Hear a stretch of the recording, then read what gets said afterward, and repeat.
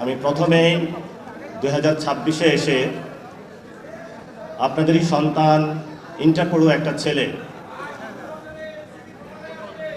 আপনাদের যাদের রক্তের উপরে দাঁড়িয়ে বাংলাদেশে আমরা পরিবর্তনের স্বপ্ন দেখেছিলাম, সেই স্বপ্ন ভঙ্গ হয়েছে। আলিফের আজকে চোখ নাই। গতকালকে তার সাথে দেখা করতে গিয়েছিলাম, তার একটি চোখে সে দেখতে পারবে না, আরেকটি চোখে এটা এফেক্টেড হবে। ডাক্তার বলেছে ওইটাও রাখতে পারবে কিনা। তার মা বাবা খুবই অসুস্থ, ফ্যামিলিতে আরেকটা ভাই আছে। ও বারবার একটা কথা বলে যে আমাদের বাক স্বাধীনতা হরণ করা যাবে না। আজকে আমি আলিফের প্রতি সহমর্মিতা জানিয়েই এখানে ব্যান্ডেজটা লাগিয়েছি বাংলাদেশকে দেখানোর জন্য যে যেখানে আমাদের একটি জুলাই সনদ বাস্তবায়ন হওয়ার কথা ছিল, যেখানে আমাদের যে ভাইদেরকে শহীদ করা হয়েছে তাদের হত্যাকাণ্ডের বিচার হওয়ার কথা ছিল, যাদের হাত কেড়ে নেওয়া হয়েছে, পা কেড়ে নেওয়া হয়েছে, চোখ কেড়ে নেওয়া হয়েছে, সেই মানুষগুলোর সুচিকিৎসা হওয়ার কথা ছিল, যেই ফ্যামিলিগুলো ক্ষতিগ্রস্ত হয়েছে তাদের ক্ষতিপূরণ পাওয়ার কথা ছিল, যেখানে একটা ইউনিটির কথা ছিল, সেখানে অনেকেই পকেটে নিয়ে টাকা নিয়ে হাঁটছে যে জুলাই শহীদ ফ্যামিলি বা আহতদেরকে টাকা দিয়ে ক্রয় করবে। কিন্তু আল্লাহর কি অশেষ লীলা খেলা, বাংলাদেশের শহীদ ফ্যামিলি এবং আহত যারা আছেন তাদের মন এত শক্ত এবং এত পবিত্র যে দুনিয়ার চাঁদ তারা নিয়ে আসলো এবং যত টাকা নিয়ে আসিস তাদেরকে কেউ ক্রয় করতে পারবে না বাংলাদেশে। আপনারা জানেন আমাদের 2026-এ এসে যে লড়াইটি, এক নাম্বার হলো বাংলাদেশের 70% মানুষ রায় দিয়েছে যে গণভোটের, সেখানে আমরা দেখেছি যে জুলাই সনদ বাস্তবায়নের পক্ষে। সেটা যিনি প্রধানমন্ত্রী হয়েছেন উনি 2টা ভোটে প্রধানমন্ত্রী হয়েছেন, একটা ভোটে নয়। ফলত একটা ভোট মানবেন, আরেকটা ভোট যদি না মানেন তাহলে আমরা ভবিষ্যতে আপনাকে অবৈধ প্রধানমন্ত্রী বলবো। এই জন্য বাংলাদেশে যে কোনো মূল্যে যেহেতু জনগণ রায় দিয়েছে, এই জনগণ 2026-এ যে রায় দিয়েছে, 1971 সালের আগে এরকম একটা রায় দিয়েছিল যে আমরা বৈষম্যের বিরুদ্ধে দাঁড়াচ্ছি, আমাদের ভাত রুটি রুজি কেড়ে নেওয়ার অনেকে চেষ্টা করছে। সে রায়কে, জনগণের যে রায়টা আছে সেটাকে শ্রদ্ধা জানানো হয় নাই, ফলত বাংলাদেশ স্বাধীনতা লাভ করেছে। এরপরও জনগণ অনেক রায় দিয়েছে, সেটা বাস্তবায়ন করা হয় নাই। 90-এ 3 দল মিলে একটা রূপরেখা চূড়ান্ত করেছিল, সেই চূড়ান্ত রেখাটাও বাস্তবায়ন করা হয় নাই। ফলত শেখ হাসিনা 17 বছর বাংলাদেশে ফেসিবাদী ব্যবস্থা চালিয়ে দিতে পেরেছিল। এবং সেখানের 90-এর যে আন্দোলনটা হয়েছিল, যদি 3 দলীয় রূপরেখাটা বাস্তবায়ন করা হতো তাহলে শেখ হাসিনা 17 বছর থাকতে পারতো না এবং আমাদের 1400 ভাইও শহীদ হইতো না, অসংখ্য মানুষের হাত পা চলে যেত না। এবং অবশ্যই বাংলাদেশে যেহেতু জনগণ 70% জুলাই সনদের পক্ষে রায় জানিয়েছে, আমরা তারেক রহমানকে বলবো জনগণের রায়ের প্রতি শ্রদ্ধা পোষণ করুন এবং জনগণের ভিত্তির উপরে দাঁড়িয়ে রাজনীতি করুন। যে জায়গায় আপনি বসেছেন এটা আপনার চেয়ার না, এটা বাংলাদেশের শহীদ এবং শহীদ ফ্যামিলি এবং আহতদের চেয়ার। সেই চেয়ার দ্বারা যদি তাদের গণভোটের রায় বাস্তবায়ন না হয় তাহলে যারা শহীদ ফ্যামিলি এবং আহতরা সেই চেয়ার আপনার থেকে কেড়ে নেবে ভবিষ্যতে বাংলাদেশে। 2 নাম্বার, বাংলাদেশে সংস্কার বাস্তবায়ন হতে হবে। কেন হতে হবে? এই যে পুলিশের সামনে আলিফের চোখটা তুলে নেওয়া হলো, যদি পুলিশ আজকে সংস্কার হতো, কোনো দলীয় লেজুর ভিত্তি না করত, তাহলে আজকে আলিফের চোখটা চলে যেত না।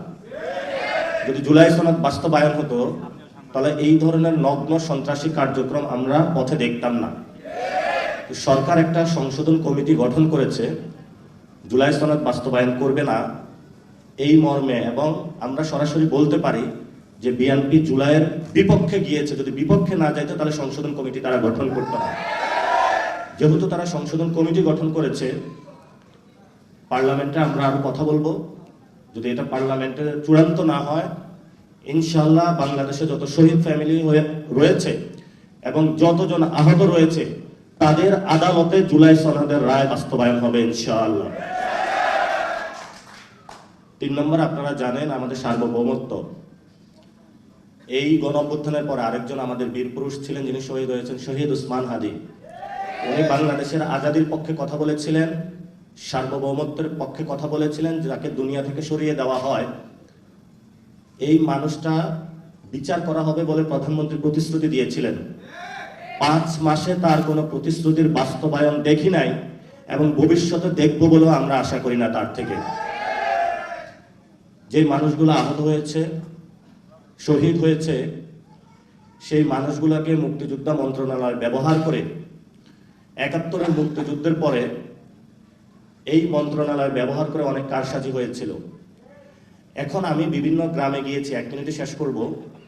আওয়ামী লীগের যতগুলো লোক আমাদেরকে খুন করেছিল, আপনাদের সন্তানদেরকে, তারা হলো বাহিরে ঘোরাফেরা করে সবাই। পুলিশও নিশ্চুপ, বিভিন্ন দলও নিশ্চুপ। আমরা যখন কথা বলতে যাই, তারা বলে যে চুপ করে থাকে, নাইলে চোখ উপড়ে ফেলবো। বললাম যে ভাই কি হয়েছে, একটু রাতের বেলা খোঁজ নেওয়ার চেষ্টা করলাম। প্রত্যেকগুলা সন্ত্রাসীর সাথে কারোর সাথে 10 লাখ টাকা, 12 লাখ টাকা, 15 লাখ টাকার বিনিময়ে ওসি এবং ওই জায়গার যারা দলীয় নেতৃবৃন্দ আছে তারা ভাগ বটোয়ারা করে তাদেরকে জেল থেকে ছেড়ে দিয়েছে। এখন তারা এসে আহতদেরকে হুমকি দিচ্ছে, খায়া ফেলবো, মায়েরা ফেলবো, সব করে ফেলবো। আপনাদেরকে দেয় নাই? তাহলে আপনাদের জীবনের নিরাপত্তা কোথায়? জীবনের যদি নিরাপত্তা না থাকে, প্রধানমন্ত্রী না দিতে পারে, তাহলে আমরা কি আবার সেই শহীদের খাতায় নাম লেখাবো, নাকি আমাদের জীবনের নিরাপত্তা আমরা নিশ্চিত করবো বাংলাদেশে ইনশাআল্লাহ? আরেকটি বিষয় হলো, আমি অনেক জায়গায় গিয়েছি, অনেকে এসে কান্নাকাটি করে। ওসি, উপজেলা প্রশাসন থেকে শুরু করে বিভিন্ন জায়গায় আহত যদি কেউ পরিচয় দেয়, শহীদ ফ্যামিলি যদি কেউ পরিচয় দেয়, মনে হচ্ছে যে পৃথিবীতে সে সবচেয়ে অচ্যুত। প্রশাসন কথা বলে না। আপনারা তাহলে বাস্তব অভিজ্ঞতার সম্মুখীন হচ্ছেন। আমরা প্রশাসনের ভাইদেরকে বলবো, এখনো আপনাদের বিচার কিন্তু হয় নাই। প্রশাসনের মধ্যে অনেক খুনি আছেন এখনো লুকিয়ে। আবারও এখনো আহতদেরকে হলো 2 বছর পরে সহ্য করতে পারেন না, শহীদ ফ্যামিলিদেরকে। আমরা বলবো যারা প্রশাসনে এই খুনের সাথে জড়িত ছিল তাদেরকে বিচারের আওতায় নিয়ে আসার জন্য, এবং যারা আহত শহীদ ফ্যামিলিদের দেখলে তেলে বেগুনে জ্বলে উঠে, আমরা ওদেরকে চিহ্নিত করার চেষ্টা চালাবো, কারণ ওরা হলো গুপ্ত আওয়ামী লীগ। প্রশাসনে গুপ্ত আওয়ামী লীগ না থাকলে তাহলে তারা শহীদ ফ্যামিলি এবং আহতদের সাথে এই ধরনের আচরণ করতে পারে না। আপনারা আজকে এসেছেন, অনেকেই বলে আমি বিএনপির বিরোধিতা করি। আমার জীবনে আমি বিএনপির বিরোধিতা করতে যাইনি। প্রথমটা শুরু হয়েছিল, আমি যাত্রাবাড়িতে গিয়েছিলাম একটা প্রোগ্রামে, শহীদদের প্রোগ্রামে। গিয়ে এক শহীদ ফ্যামিলির বাবা, উনি বক্তব্য দিলেন। ওনাকে 10 লাখ টাকা অফার করা হয়েছে ওই দলের শহীদ ক্যাটাগরিতে নাম লেখানোর জন্য, 1 নাম্বার। 2 নাম্বার হলো ওই দিন তারা একটা তালিকা প্রকাশ করে। তারা বলে যে বিএনপির হলো 447 জন বা 547 জন, এরকম একটা তালিকা প্রকাশ করে যে আমাদের দলীয় শহীদ হলো এতজন। আমি বাসায় এসে একটু ঘাটাঘাটি করলাম। ঘাটাঘাটি করে দেখি এই দাবিটা সত্য নয়। এরপর থেকে আমি এই জনযুদ্ধ শুরু করলাম। যারা বাংলাদেশের শহীদদেরকে দলীয় বানাইতে চায়, তারা বাংলাদেশের শহীদদেরকে ধারণ করবেও না, আর জুলাই সনদকেও ধারণ করবে না। তাদের নামে এখন এই যুদ্ধ শুরু হয়ে গেল। এখন অনেকে বলে যে চুপ করে যাবেন, হামলা চালাবো, মামলা দিব। তো আমার এতদিন 2টা কথা ছিল, হয়তো কবর অথবা জেল। গতকালকে আমিরে জামাত আরেকটা কথা স্মরণ করিয়ে দিলেন, জায়না গড় হইতে পারে। তো হয়তো বড় জেল অথবা ছোট জেল অথবা কবর। ওরা আমাদেরকে ভয় দেখায়। ভয় দেখায় কি বাংলাদেশের কাউকে নিবৃত্ত করতে পারবে? আপনারা সবাই জীবিত আছেন না? লড়াই হবে, স্বাধীনতা আসবে, সংস্কার